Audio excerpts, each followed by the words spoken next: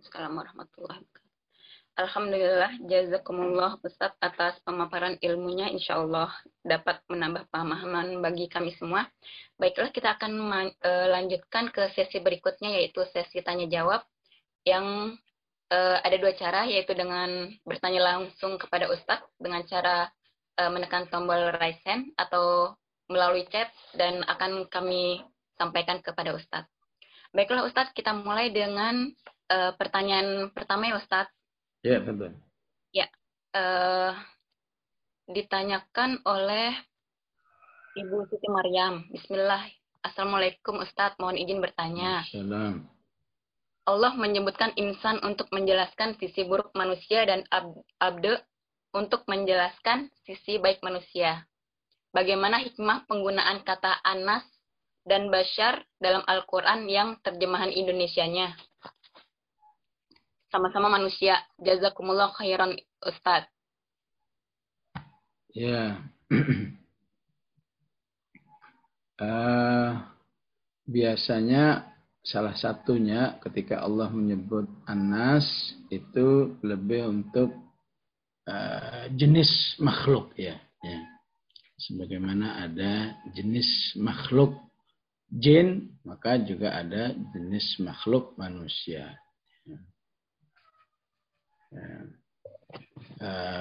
Jadi kalau Allah menyebut An-Nas itu biasanya padanannya adalah jinnah. Ya. Jinnah itu jenis makhluk yang namanya jin. Ya. Dan Allah katakan alladzi yuwaswisu fi sudurin nas minal jinnati wan nas. Ya. Jadi saat manusia Allah sebut dengan An-Nas, ya, itu masih netral berarti ya. Ya. Artinya masih ada peluang ya. Kalau kamu manfaatkan istilahnya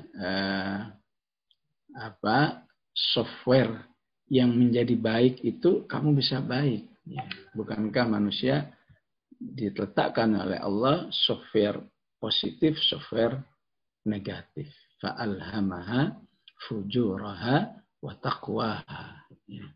Maka ketika Allah menyebut An-Nas, ya, maka kalau saja manusia itu mau mengaktifkan software positifnya, dia bisa baik. Ya. Ya.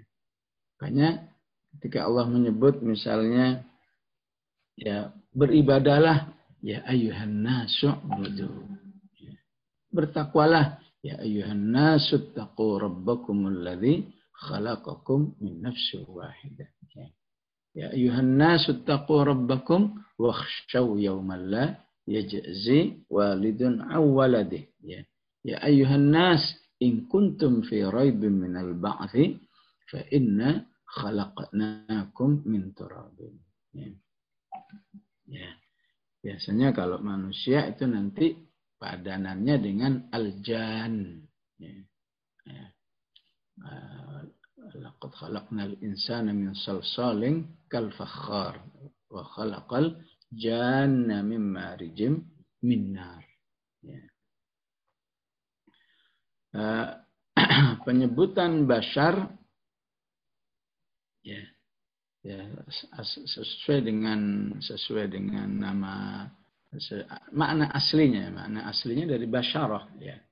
Basyarah ini ya, artinya kulit ya. Jadi makhluk Allah yang memiliki kulit ya.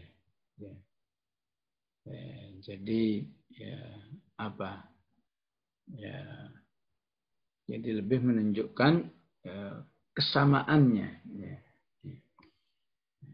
Betapapun Nabi itu ya dengan ada kelebihan-kelebihannya, tapi orang yang belum beriman ya melihat sosok yang sama aja ya.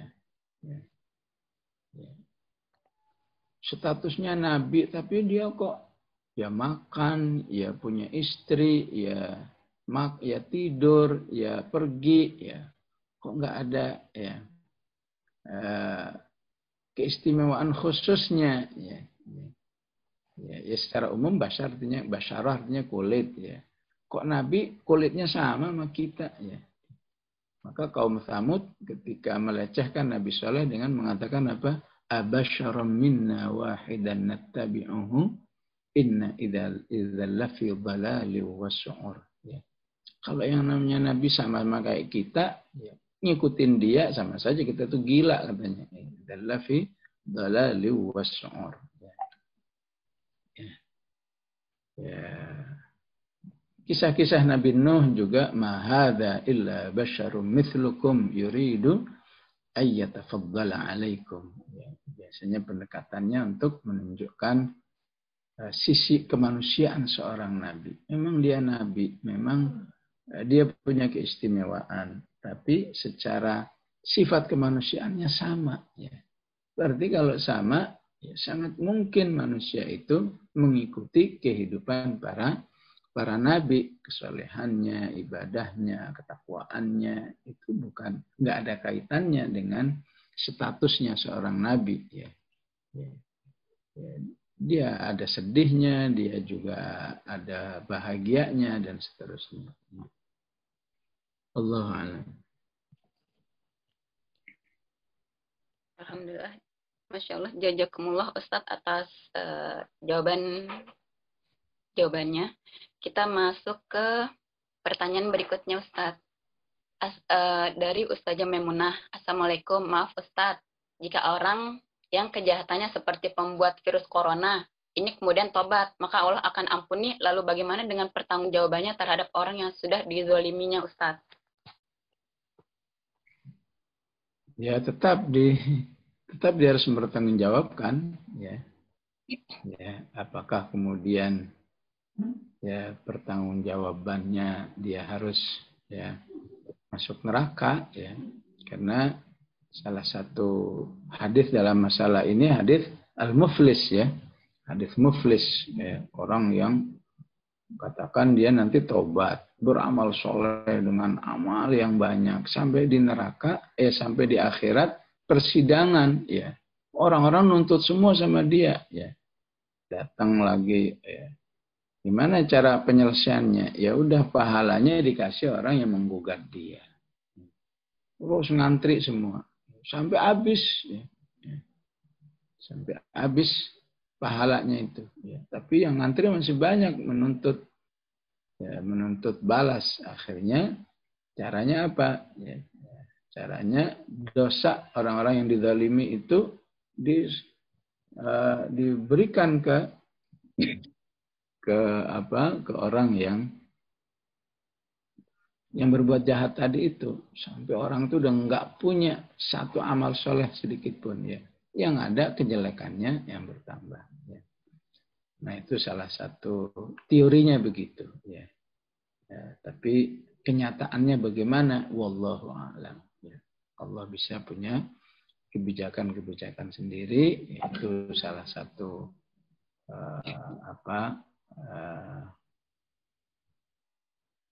aturan mainnya begitu, ya. Namanya aturan main kan suka ada kebijakan lain, itu yang kita nggak ngerti, ya. Itu hanya rahasia Allah Subhanahu wa taala, seperti saat Allah Subhanahu wa taala berfirman yauma idzin tu'raduna la takhfa minkum khafiyah, saat manusia itu amal-amalnya dibeber semua, ya, pertontonkan semua, satu pun nggak ada yang lewat, ya. Rasulullah menjelaskan, ya, terhadap salah seorang manusia yang sudah yakin saya ini neraka, ya. Tiba-tiba dia mendapat bisikan dari Allah, ya. Wahai hambaku, ya, semua yang dipaparkan itu sudah saya ampuni semua. Ini suatu peristiwa yang pasti terjadi, ya. Ya, yang disebut dalam haditsun najwa, ya. Cuma masalahnya itu bisa berlaku buat kita enggak, ya. Itu yang masih ghaib, ya. Maka ya usahakan, ya, tidak mengalami, ya, kondisi kejahatan yang mayoritas begitu, ya. Tahun ini maksiatnya segini, tahun ini maksiatnya segini, ya. Ataupun kalau berbuat jahat, ya usahakan kira-kira orang sampai mendapat perlakuan seperti itu tuh kena apa? Ya. Ya, kalau kita baca hadis, ya misalnya, ya, dia berhasil mengimbangi misalnya. Ya. Ada ayat innal hasanat yudhibnas sayyi'at. Ya. Ya. Ada faulaika yubaddilullahu sayyi'atihim hasanat misalnya. Ya. Allah akan merubah kejahatan-kejahatan orang itu menjadi kebaikan. Ya. Dia tidak pernah tidak pernah bangga dengan apa yang dilakukan misalnya. Ya. Ya.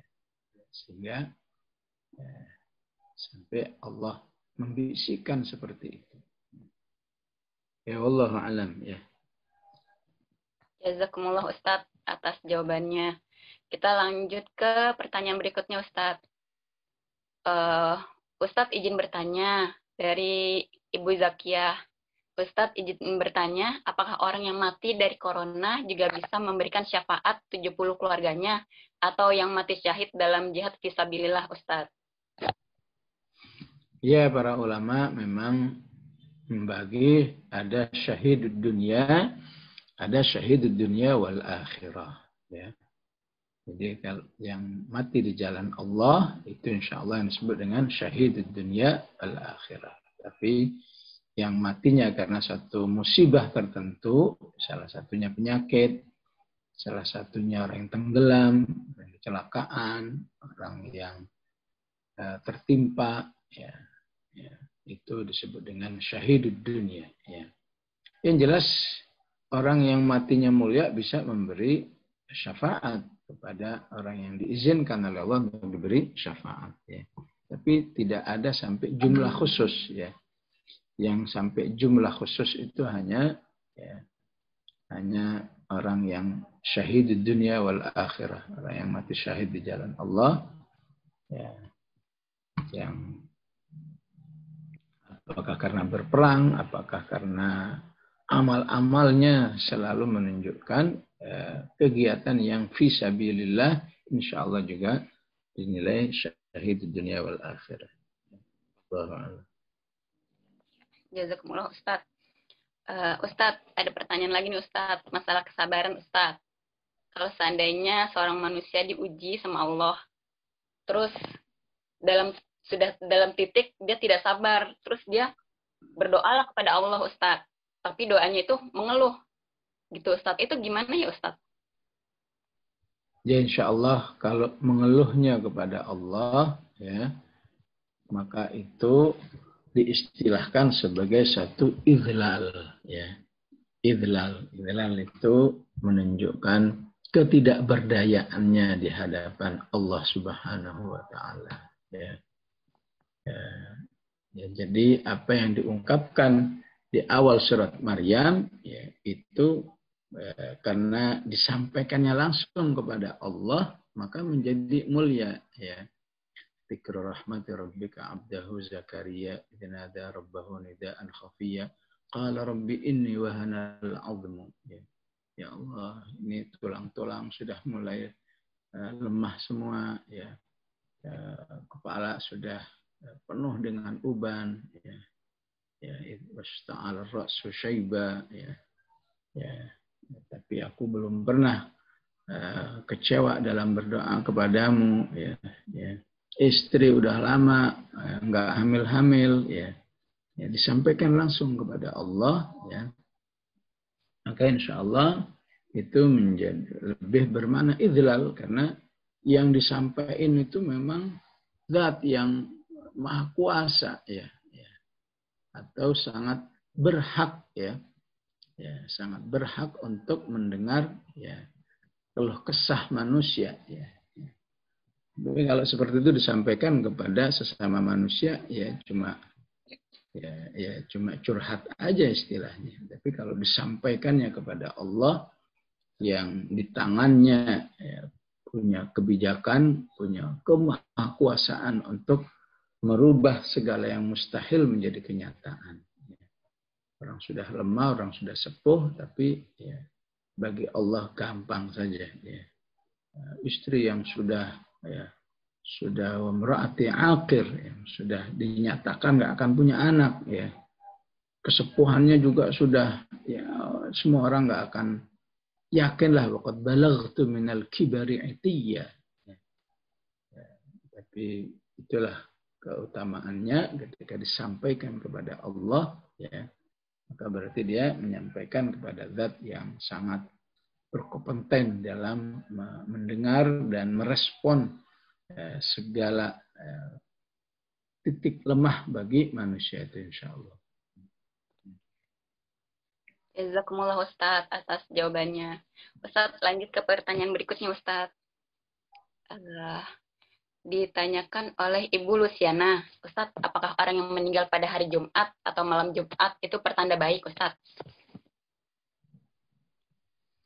Ya, insya Allah kalau dia memang orang baik, ya. Kalau memang selama ini orang baik, ya, mau mati hari apa aja, insya Allah baik. Ya. Apalagi kalau Jumat tentu lebih baik lagi. Ya, sebagaimana bagi yang hidup saja Jumat itu namanya Sayyidul Ayyam.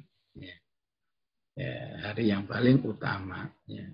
Alangkah indahnya ketika manusia dipanggil oleh Allah dalam statusnya Sayyidul Ayyam. Ya, sebetulnya bicara tentang hari Jumat yang paling penting itu buat kita yang hidup. Ya. Kalau buat yang mati udah selesai. Ya. Buat kita yang hidup, kita kalau Jumat ngapain saja, ya? Apakah semua adab hari Jumat sudah dilakukan enggak, ya?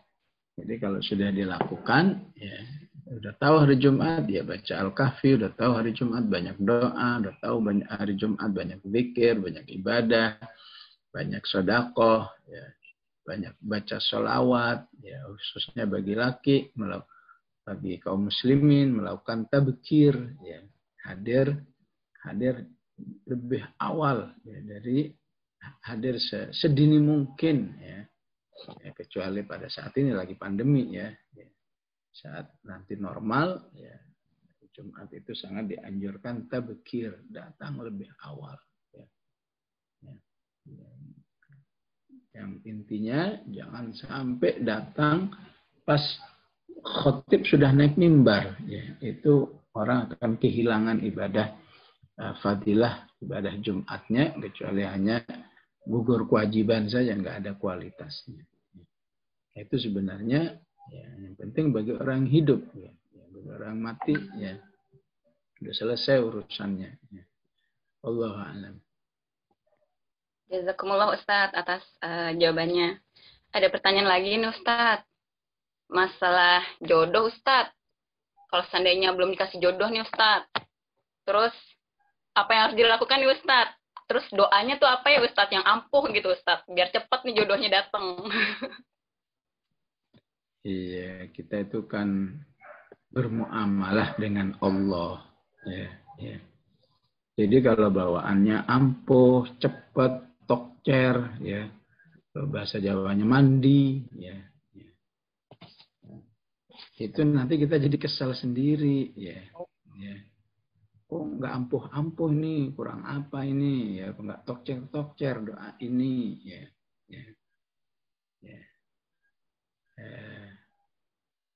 Jadi ya, dalam masalah apa saja, ya, yang menjadi kebutuhan manusia, termasuk masalah jodoh, ya, gunakan ta'amul raditu billahi rabba wa bil islami dina. Ya. Jadi berdoalah dengan suasana hati yang senetral-netralnya. Ya. Jangankan masalah jodoh, ya. Nabi Isa saja ketika tahu umatnya ini vonisnya salah ini, ya. Maka Nabi Isa itu dengan bijaknya mengatakan, in tu'adzibhum fa innahum ibaduk wa in taghfir lahum fa innaka antal azizul hakim. Kalau kamu siksa ini manusia, ya Allah, ya udah sepantasnya, itu kan memang hamba-hambamu. Ya, tentu hamba yang dalam arti dalam genggaman Allah, ya, bukan hamba yang seperti di ayat wa idza sa'alaka ibadi, ataukah fadkhuli fi ibadi, ya, makhluk yang memang dia, ya. Tapi kalau kamu ampuni ya Allah, fa innaka antal azizul hakim. Ya. Begitulah perasaan kita minta tolong apa saja kepada Allah. Ya, ya Allah, jika engkau kabulkan, ya, ya, tentu saya bersyukur ya, apa yang engkau berikan kepada kami. Ya. Ya, jika sebaliknya, ya, begitu biasanya para ulama itu kalau orang-orang soleh yang dahulu itu kalau hal yang sifatnya kurang baik itu tidak divulgarkan bahasanya. Ya, ya, ya. Jadi tidak mengatakan kalau memang ditolak ya Allah, ya, ya. Tapi kalau ternyata tidak sesuai dengan yang saya inginkan, ya Allah saya rela ya, atas segala takdirmu, karena takdirmu lah yang terbaik dalam kehidupan. Ya. Itu kan menurut saya, ya, apabila segera punya jodoh pasti ini. Kalau enggak akan begini itu kan versi saya. Ya. Ya. Masa kita kurang percaya bahwa insya Allah biyadikal khair innaka ala kulli syai'in qadir. Yang versi Allah itulah yang terbaik. Ya. Kita mau tahu dari mana itu versi Allah? Ya setelah kita berdoa dan berusaha. Ya. Udah doa ini, doa itu, udah usaha ini, usaha itu, dan seterusnya, masih belum ditakdirkan juga. Ya. Kita sudah harus yakin. Ini berarti versi Allah. Biadikal khair. Ya. Ya. Saya khawatir kalau kita terlalu berharap yang berlebihan. Ya Allah saya doa ya bulan depan ya Allah, bulan depan. Ya. Ya. Tahun ini ya Allah ya, tahun ini ya Allah ya. Ya. Ini kamu berhadapan dengan Rabbul Alamin atau berhadapan dengan bawahan ya. Ya. Ya. Itu ya sangat enggak sopan di hadapan Allah. Kita menuntut Allah seperti itu. Ya. Kata Umar bin Al-Khattab, hakikat berdoa itu adalah penghambaan diri. Ya. Yang namanya penghambaan diri, ya, dikabulkan alhamdulillah, ya, belum dikabulkan lebih alhamdulillah lagi. Kenapa? Karena saat belum dikabulkan berarti Allah menghendaki versi dirinya. Saat dikabulkan itu versi kita. Ya. Ya, nampaknya kita harus belajar keimanan yang seperti itu. Ya. Ya, sebagian pengalaman orang-orang beriman dalam hal ini, dia mengatakan ketika jiwa ini sudah di dalam sebuah perasaan, ya Allah benar-benar terserah kamu ya Allah. Ya. Ya. Ya. Nggak dikasih pun seakan ridha dan seterusnya dikasih. Ya alhamdulillah engkau yang maha tahu tentang kehidupan saya. Ya. Justru saat itu Allah berkenan. Artinya apa? Ketika manusia itu dalam berdoanya ya seperti mendesak-desak gitu ya, seperti menggugat-gugat, ayo ya Allah kan saya udah berdoa, ini kurang apa? Doanya udah tiap akhir malam misalnya, tiap tahajud ya dan seterusnya ya. Ya. Maka Allah seakan ingin menguji manusia itu ya. Mau sabar nggak, mau percaya nggak. Sampai ketika manusia itu sudah netral dalam hatinya. Ya. Segala yang ditetapkan Allah untuk saya, al-khair. Ya. Ya. Bagaimana Allah nggak berhak seperti itu? Karena dialah qulillahumma malikal mulki tu'til mulka man tasha' wa tanzi'ul mulka mimman tasha'. Ya. Ya, di ayat ini mengingatkan kepada kita bahwa ya, kemuliaan itu ya, sesungguhnya berada dalam kondisi apa saja ya, ya, selama manusia itu dalam ketaatan kepada Allah. Ya. Kalau ayat ini khusus sababnya bicara tentang politik, maka Allah ingin mengatakan ya, istilahnya ya, komunitasmu ada yang jadi presiden, kamu bisa mulia, ya. Komunitasmu nggak jadi presiden, sama bisa mulia juga. Ya.